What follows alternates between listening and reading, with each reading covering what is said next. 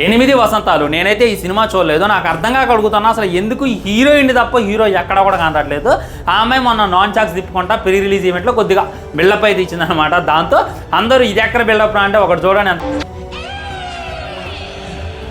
కసిగా చూస్తుండో వీళ్ళు చూసుకున్నట్లయితే తినేసాలా ఉండనమాట. ఈ విధంగా ఈ వీడియో క్లిప్ ఏదైతే ఉందో సోషల్ మీడియాలో బాగా వైరల్గా మారింది.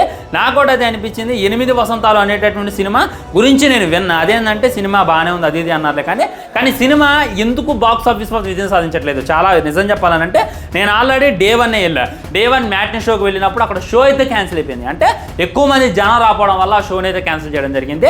సో ఇలా ఉంది, కానీ ఇప్పుడు ఇచ్చేటటువంటి బిల్డప్ ఎలా ఉంది అనేటటువంటిది నాకు కూడా అర్థం కావట్లేదు. ఈ సినిమా అమ్మాయిల కోసం మాత్రమే తీసాం అనేటటువంటిది కూడా మూవీ టీం చెప్తుంది. అమ్మాయిలు మహా అయితే 100 మంది ఉన్నారంటే అందులో 10 మంది కూడా థియేటర్కి రారు.